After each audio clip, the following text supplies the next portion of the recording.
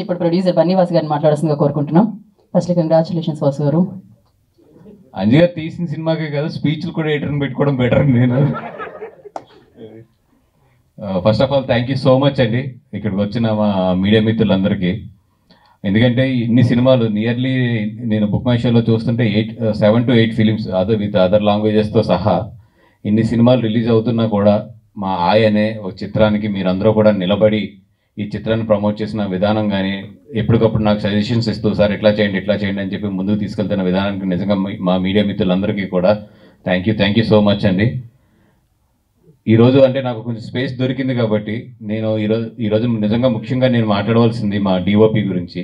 చాలా స్టేజెస్లో నేను మాట్లాడటానికి ఏంటంటే అక్కడ ఉన్న సమయాభావం వల్ల మాట్లాడటం కుదరలేదు. వచ్చాడా తను డిఓపి? రాలేదు. సమీర్ ఎందుకంటే తన ఫస్ట్ టైం సినిమా చేయడం, ఈ సినిమాతోనే తను లాంచ్ అయ్యాడు. ఎంత బాగా నిజంగా నేను మొన్న థియేటర్లో చూస్తున్నప్పుడు ఎంత ముచ్చటేసిందంటే నాకు, అబ్బా ఒక సినిమాని నేను చాలా క్వాలిటీతో ప్రొడ్యూస్ చేశాను. అంటే వర్షం కావాలి, ఒక సినిమా మబ్బు, డైరెక్టర్ గారు నేను మాట్లాడుకున్నప్పుడు ఈ సినిమాకి వర్షం అనేది ఒక ఎలిమెంటు. అండ్ సినిమా అంతా కూడా ఇప్పుడు మనకి అందరికీ కూడా చాలా ఇష్టం, క్లౌడీగా ఉండి అలా లైట్ వర్షం ఉన్న వర్షం రోజు అందరికీ కూడా చాలా బాగుంటుంది.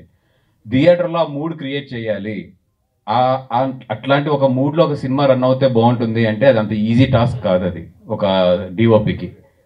చాలాసార్లు తన ఎండ్లో షూట్ చేసినప్పుడు నాకు డౌట్ వచ్చింది, ఈ ఎండ్లో రెయిన్ ఎలా సెట్ అవుతుంది, లేదా ఈ ఎండకి మేము అడిగిన మూడ్ ఎట్లా సెట్ అవుతుంది ఏంటి అని చెప్పి. బట్ తన డిఏ అయిన తర్వాత కాపీ చూస్తున్నప్పుడు ఎస్పెషల్లీ రెయిన్ గురించి కానీ మూడ్ ఆఫ్ ద ఫోటోగ్రఫీ గురించి కానీ మాట్లాడుతున్నారు.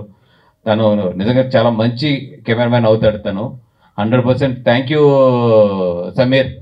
ఎందుకంటే బికాస్ నిన్ను ఎంత స్ట్రగుల్ పెట్టాము, ఎన్నిసార్లు నువ్వు షూటింగ్ ఆపమంటే నేను ఇసుకున్నాను, ఇవన్నీ నాకు తెలుసు కాబట్టి చెప్తున్నాను. Thank you so much for your effort and everything. అదేవిధంగా ఈరోజు ఇంకొక ఇద్దరు గురించి మాట్లాడాలి. ఒకటి అజయ్ అర్షద్ గురించి అండ్ రామ్ మిరియాల్ గారి గురించి. వీళ్ళిద్దరి గురించి కూడా చెప్పాలి.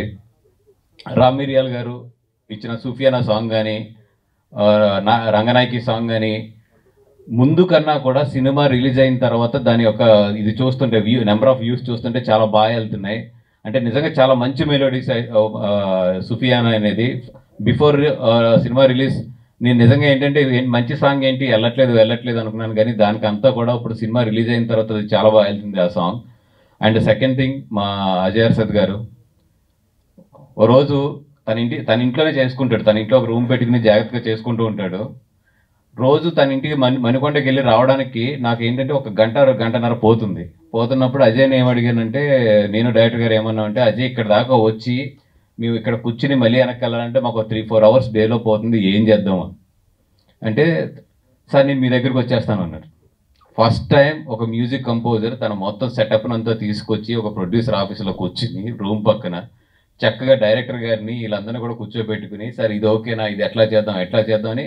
అంటే తను ఏదో ఒక 9 o'clock ఆఫీస్కి వెళ్ళి 6 o'clockకి